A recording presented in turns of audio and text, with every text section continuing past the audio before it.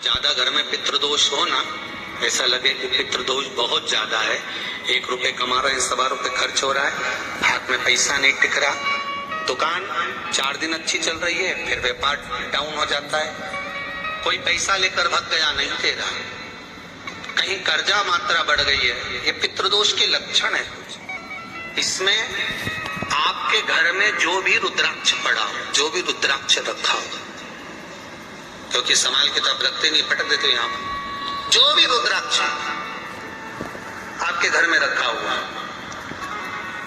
एक पानी के पात्र में उस रुद्राक्ष को डाल दीजिए, उसमें 1 चावल का दाना डाल दीजिए। महाराज, परिंदा जहां होता है, मटका, हंडा या रसोई घर में आपका जो पानी भरने का स्थान होता है, जिसको आरो क्या क्या लगा के रखते हो, उसी के कहीं पास में उस कलश को रख दीजिए, ऊपर से उसको ढक दीजिए। शाम के समय, सुबह रखा 10 बजे से 12 बजे के बीच में, शाम के समय प्रदोष काल में भगवान शंकर का नाम स्मरण कर कर, ओम नमः शिवाय बोलकर, श्री शिवाय नमस्तुभ्यम बोलकर, या महामृत्युंजय मंत्र का स्मरण कर कर, या गायत्री मंत्र का स्मरण कर कर, जो मंत्र आपकी बुद्धि में, विवेक में समाहित हो, उस मंत्र का नाम लेकर राम कृष्ण हरि जो बोल सकते हो, एक घी का दिया अवश्य प्रज्वलित कर, लंबी बाती का। कौन सी बत्ती का? फूल बत्ती का नहीं, गोल बत्ती का नहीं, लंबी बाती का। बत्ती का मुख दक्षिण की ओर, कहां पर होना चाहिए? दक्षिण की, ना पूरब, ना पश्चिम, ना उत्तर, बत्ती का मुख कहां हो? दक्षिण। जैसे श्राद्ध पक्ष में ब्राह्मण को जब भोजन कराते हैं तो ब्राह्मण का मुख श्राद्ध पक्ष के भोजन कराते समय अगर पूरब, पश्चिम और उत्तर का होता है तो श्राद्ध के भोजन का फल नहीं मिलता, उसका मुख दक्षिण का होता है तो हमारे घर के जितने भी पितर उस तिथि में गए होते हैं सबको उसका भाग मिल जाता है और पितृदोष समाप्त हो जाता है। इसलिए ब्राह्मण का मुख श्राद्ध पक्ष में भोजन कराते समय दक्षिण का होना चाहिए।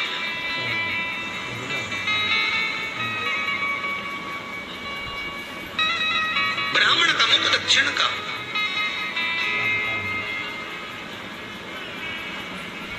यहां तक शास्त्र कहता है, महाराज अगर गौ माता को श्राद्ध पक्ष में अगर भोजन दे रहे हो तो गाय का मुख अगर दक्षिण का है, गाय का, आपका मुख भले उत्तर का हो, गाय का मुख दक्षिण का हो, आपका मुख भले पूरा पश्चिम गाय का, गाय का मुख अगर दक्षिण में, अगर आपने दक्षिण में गाय को खड़ी कर रखा है और दक्षिण में उसका मुख और आप भोजन दे रहे हो तो शास्त्र कहता है कि किसी पिंड की जरूरत नहीं पड़ती, गाय स्वतः कल्याण कर देती है, गौ माता स्वतः कल्याण। दक्षिण मुखी हो तो दिए की जो बाती का मुख कहां होना चाहिए? दक्षिण का। और दक्षिण का मुख जब दक्षिण का मुख हो, दक्षिण की ओर बाती हो महाराज, तब दक्षिण की बाती जलाने के बाद में भगवान से वहीं पर प्रार्थना करें। जो कलश रखा है उसके ऊपर जो प्लेट रखी है, ढका गया है, वहां अपना सीधा हाथ रखें और अपने पूर्वजों का, अपने पितरों का स्मरण करें कि मेरे धन को लेकर कोई चले गया, मेरा व्यापार ऐसा चल रहा है, मेरा घर में बच्चों का विवाह नहीं हो रहा है, या घर में इतनी अशांति है या तकलीफ है या कष्ट है, ये सब का स्मरण कर कर उस कलश को रात्रि भर रखे रहने दें। सुबह स्नान आदि करने के बाद फिर एक घी का दिया दक्षिण की ओर लगाकर सुबह 10 बजे से 12 बजे के बीच में उस जल को शिव जी को समर्पित कर कर आ जाए और वो रुद्राक्ष लेकर वापिस आ जाए। महाराज वापिस आ जाए, उस रुद्राक्ष को अपने घर में रख दीजिए, वर्ष भर वो रुद्राक्ष आपको कभी बीमारी से नहीं घिरने देगा, कभी किसी जगह खड्डे में नहीं जाने देगा, वो उन्नति की ओर ही बढ़ाएगा। भले कोई भी रुद्राक्ष हो, 1 मुखी से लेकर 14 मुखी, 20 मुखी, 18 मुखी, जो रुद्राक्ष आपके पास में, आप तो उसका स्मरण करिए, आप उसका स्मरण करें।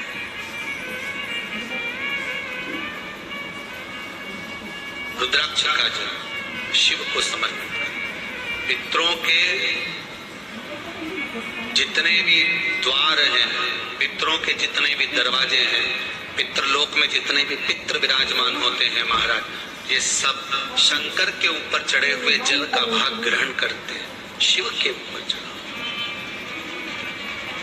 33 कोटि देवताओं में से कोई एक देवता ऐसा बता दो जिसको काली तिल्ली चढ़ती हो, काली मिर्च चढ़ती हो, सारे वृक्षों की पत्तियां चढ़ती हो, सब तरह के पुष्प चढ़ते हो, दुर्वा भी चढ़ती हो, बेलपत्र भी चढ़ता हो, आग का पुष्प भी चढ़ता हो, धतूरा भी चढ़ता हो, जिसको भांग आदि भी चढ़ती हो, तुलसी की मंजरी भी चढ़ती हो।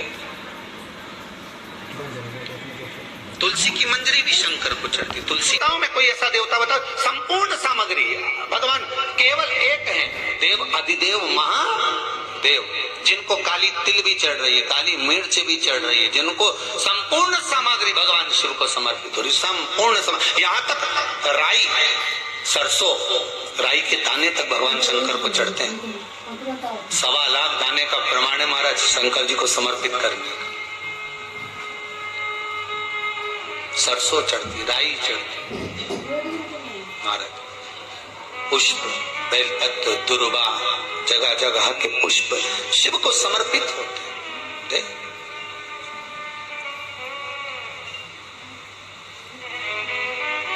पितृ, जब शंकर भगवान को जल चढ़ाया जाता है 16 श्राद्ध पक्ष में, 16 दिन श्राद्ध के जब हम भगवान शंकर को जल समर्पित करते हैं तो उसका भाग हमारे पितरों को प्राप्त होता है।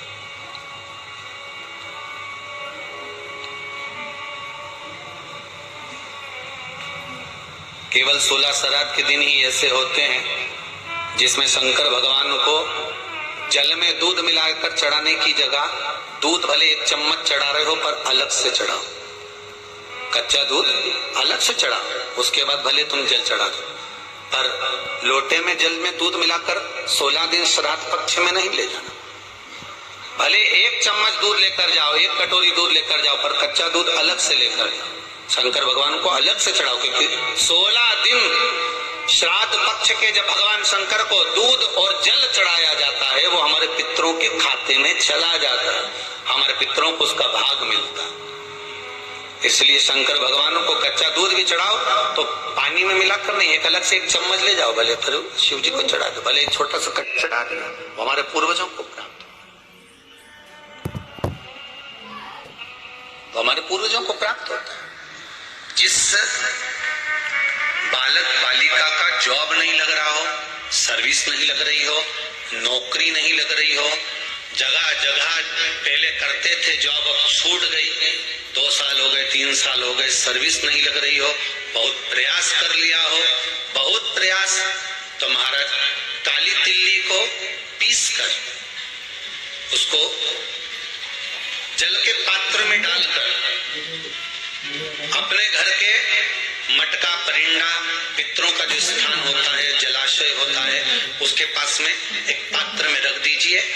बेलपत्री या बट का पेड़ या पीपल का पेड़, इस वृक्ष के नीचे 1 रात्रि तक रखे रहने के बाद में दूसरे दिन अपनी कामना करता है, जिनका जॉब नहीं लग रहा, सर्विस नहीं लग रही, नौकरी नहीं लग रही या कहीं उलझने उत्पन्न हो रही है, उस व्यक्ति को हाथ में ले जाकर उस पात्र का जल, 3 वृक्ष पितरों के तुल्य हैं, कल की कथा में कहा था, पहला बेलपत्री का, दूसरा पीपल का, तीसरा बट का, ये 3 पितरों के तुल्य हैं। इन 3 में से किसी भी वृक्ष के नीचे उस काली तिल के जल को समर्पित कर दीजिए महाराज। बाबा चाहेगा, भोलेनाथ जी चाहेगा तो 3 महीने में कहीं ना कहीं योग बना ही देगा, ये बाबा पर विश्वास रख। छानना साल भर पंचांग छानना, मात्र का श्राद्ध केवल नवमी के दिन ही आता है। और देवी भागवत में लिखा है ये मात्र का श्राद्ध इसी दिन माता जगदम्बा जगत जननी दुर्गा भवानी प्रकट हुई थी पृथ्वी पर। मात्र का श्राद्ध, तुम नवरात्रियां पूछते हो कि माता जी का जन्मदिन नहीं आता, मात्र का श्राद्ध के दिन माता जी का जन्मदिन कब है? जगत जननी दुर्गा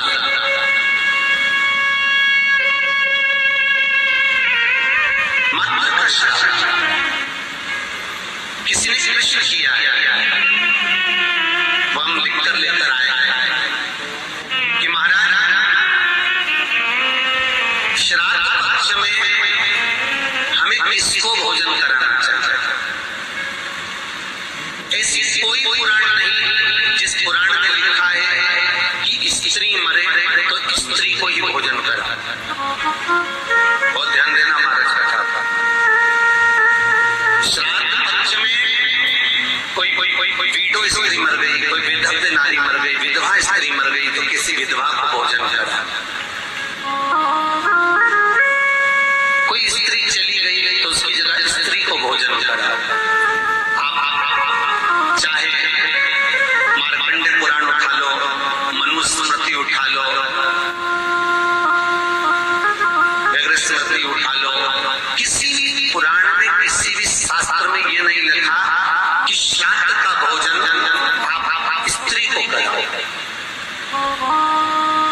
हर पुराण में एक ही बात लिखी है कि ब्राह्मण वो जो पूजन करता हो, ब्राह्मण वो जो गायत्री करता हो, ब्राह्मण वो जो भगवत भजन करता हो, ब्राह्मण वो जो मंत्र का जाप करता हो, ब्राह्मण वो जो नित्य प्रति संध्या करता हो, ब्राह्मण वो जो मंत्र का स्मरण करता हो, वेद और पुराण का ज्ञाता हो, ब्राह्मण वो जो भगवान की सेवा में तल्लीन रहता हो, ब्राह्मण वो जो कंधे पर जनेऊ धारण करता हो, ब्राह्मण वो जो मस्तक पर त्रिपुंड धारण करता हो, ब्राह्मण वो जो जिसके मुख से गायत्री का नित्य प्रति स्मरण होता हो, उसको भोजन कराने का श्राद्ध में हक है।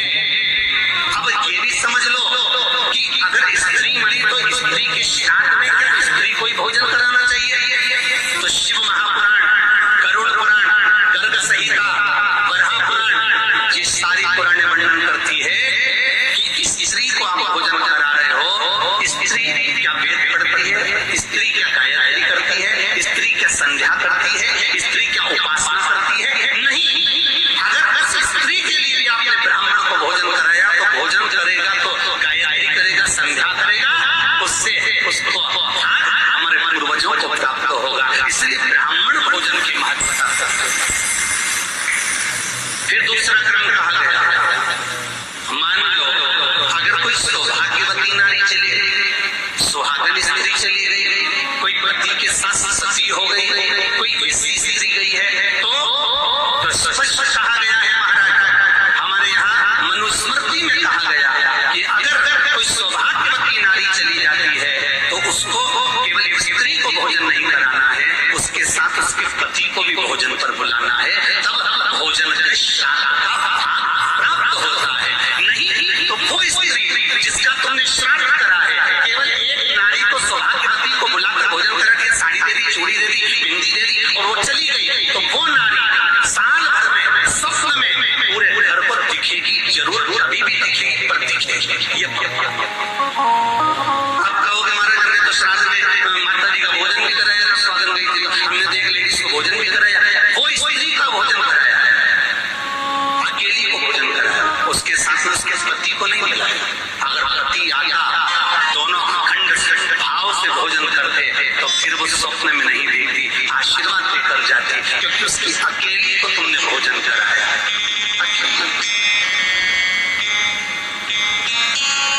मनुस्मृति कहती है सुहागन स्त्री का जब श्राद्ध आता है तो उसके पति को भी जोड़े बड़े भोजन करने बुलाना चाहिए, अकेले नहीं।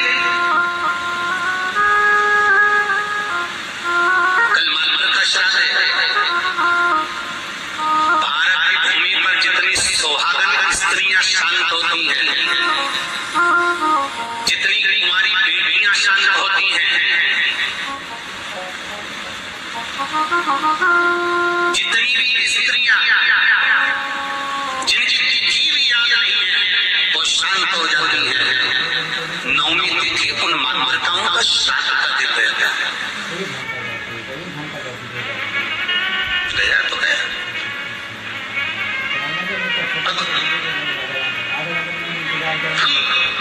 हमसे ज्यादा स्पीड में दौड़ रहे हैं। इस शरीर की कैपेसिटी है 10 की, हम इसको इतना दौड़ा रहे हैं 20 की स्पीड में। आखिरी में गाड़ी तो गाड़ी, शरीर तो शरीर है, शरीर तो शरीर है।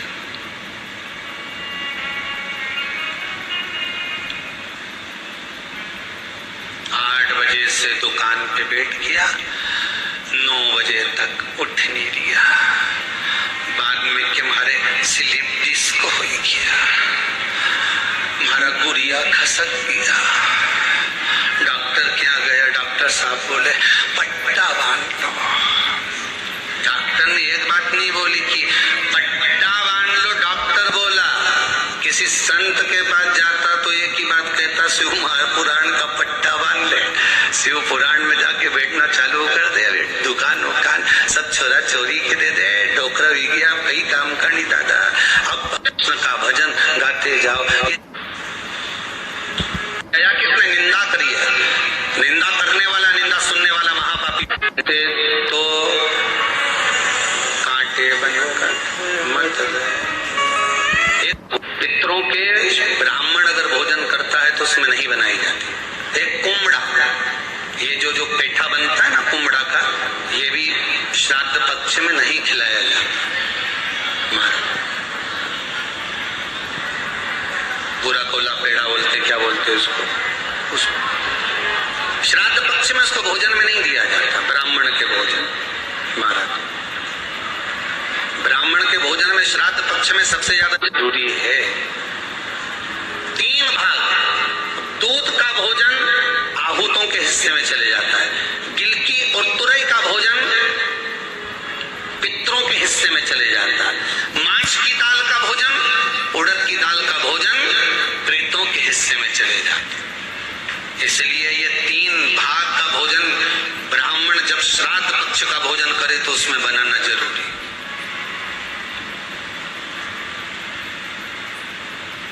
बहुत जरूरी। आपके यहां जब श्राद्ध हो भोजन अवश्य। कई लोग कहते हैं गुरुदेव जब हम गया जी से आ जाएं तो क्या ब्राह्मण भोजन कराना जरूरी है? क्यों नहीं, कराओ। क्यों नहीं करा? क्या गाय की रोटी निकालना जरूरी है? स्वान की रोटी निकालना जरूरी है? कौवे की रोटी निकालना जरूरी है? हम कहते हैं अगर श्राद्ध गया जी का हो गया तो भले कौवे की मत निकालो, पर गाय की, स्वान की, ब्राह्मण जन की भोजन प्रसाद जरूर। दिल से श्रवण करना। जो नवयुवक बच्चे हैं कंपटीशन एग्जाम में बैठ रहे हैं, इंटरव्यू देने जा रहे हैं, नौकरी के लिए जा रहे हैं, मैं उनसे भी कहूंगा बेटा एक बार इस शिव महापुराण की कथा को भले मोबाइल पर सुनो, टीवी पर सुनो, अपने घर पर बैठकर सुनो, चाहे कहीं पर भी बैठकर सुनो, पर इस पितृ मोक्ष शिव महापुराण की कथा को एक बार जरूर सुनना तो काल सर्प दोष, पितृ दोष, आहूत दोष, वासुक दोष, सारे दोष मिट जाएंगे और तेरा जॉब जरूर लगेगा। तू पास होगा, उत्तीर्ण होगा, अग्रणी बढ़ेगा, चिंता मत करना। तो बाबा पर विश्वास रखकर आगे बढ़, बस शंभु का नाम लेकर। भगवान स्वयं कथा कह रही है कि परमात्मा एक मौका देता है आपको जुड़ने का। अगर आप जुड़ गए तो परमात्मा आपको ले जाकर कहीं अच्छी जगह छोड़ देता है, अच्छी जगह।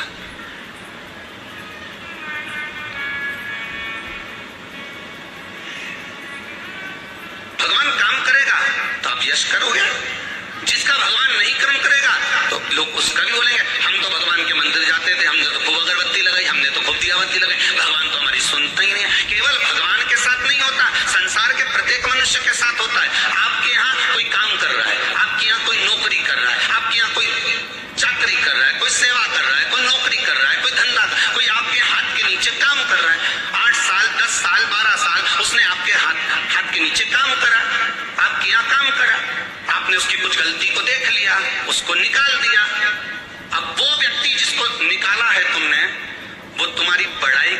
बुराई करेगा? बुराई ही करेगा ना।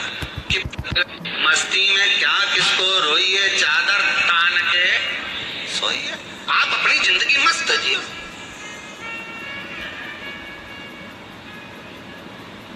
दुकान किस किस की है? हाथ उठाओ जरा। जिन जिन बाट मतलब इंतजार, सुख मिलेगा जरूर, मतलब तोले हुआ कुछ भाग मिलेगा जरूर। कांटा होगा तो बाट रखना पड़ेगा। बाट मतलब इंतजार रखना पड़ेगा। जिंदगी में कांटे तो दुनिया के लोग बोएंगे, बहुत कांटे चुभाएंगे, पाँव में चुभाने के लिए आएंगे, पर थोड़ा सा इंतजार करना। इंतजार मतलब बाट जोना, इंतजार करना तब हो सकता। कांटा होगा तो बाट होगा।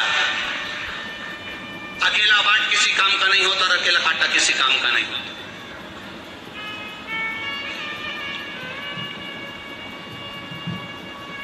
वो किसी काम का नहीं। उसने करा तभी तो इतनी शान से जी रही है। और आपसे निवेदन है, पहले भी कथा में कहा, दुख कितना भी आए, पर चेहरे से स्माइल मत जाने देना। तुम्हारी स्माइल तो ना जाने कितनों को घायल कर जाएगी, ना जाने कितनों को। दुनिया के लोग कहेंगे इतना दुख आने के बाद कर्जे में लगा, लोन पड़ी, दुकान नहीं चल रही, फैक्ट्री बिकने में पड़ी, सारा मकान बैंक में पड़ा, इसके बाद भी इसके चेहरे पे इतनी स्माइल। सारा रिश्तेदार उनके अटैक आ जाएगा बापड़ी के देख देख के। इतनी प्रसन्नता कहां से ली आई? इतना कर्जा बैंक में, लोन में पड़ा, ये पड़ा, वो पड़ा, बहू सुने नहीं, बेटी ऐसी, बेटा वैसा।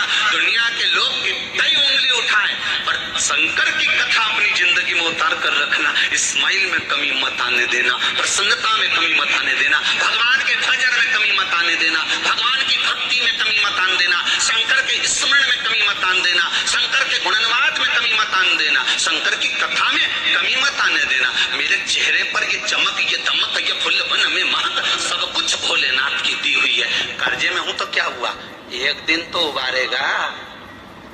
तुम्ही ने दर्द दिया है, तुम्ही दवा देना। उसने दर्द दिया, उसने दुख दिया है, उसने तकलीफ दी है, उबारेगा भी वही। दो भाग विभाजित कर लिया, नीचे वाले भाग में भी थोड़ा सा गुड़ शक्कर रख लिया, ऊपर वाले भाग में भी गुड़ शक्कर रख लिया, एक के ऊपर एक रोटी को रख लिया, वो गाय को दी। तो अपन श्राद्ध पक्ष में 2 पूड़ी का प्रमाण है कि गाय को 2 रोटी दी जाती है, कुत्ता को 2 रोटी दी जाती है। 2 पूड़ी रख के देते कि देते? आप लोग तो देते होगे। 2 पूड़ी के ऊपर पूड़ी रखकर, थोड़ा सा मीठा रखकर, नमकीन रखकर, कुत्ते को भी देते। 2 पूड़ी तोड़कर कागा को भी देते। 2 पूड़ी का प्रमाण कहां से आया? 2 भाग रोटी के टुकड़े का प्रमाण कहां से आया? श्राद्ध पक्ष में ही ऐसा क्यों किया जाता? बाकी के समय पर तो कोई ऐसा 2 पूड़ी का प्रमाण ही नहीं। पर श्राद्ध पक्ष में ये क्यों कहा जाता है कि पूड़ी के ऊपर पूड़ी रखते, उसमें मीठा रखते, खीर शक्कर रखते, गाय को दिया, कुत्ते को दिया, कागा को दिया, ऐसे क्यों कहा जाता? उसका कारण क्या होता है? उसका केवल एक कारण है, जो नारी ने भोजन का निर्माण करा है, जो घर की बहू भोजन बनाई है, जो घर की बेटी ने भोजन बनाया है, घर की माता ने भोजन बनाया है। महाराज, पिता पुरुष एक कुल को तारता है, बेटी 2 कुल को तारती है। जब श्राद्ध पक्ष में 2 भाग रोटी के कर गाय को देती है, तो 1 भाग तो उसके ससुराल वालों को मिलता है,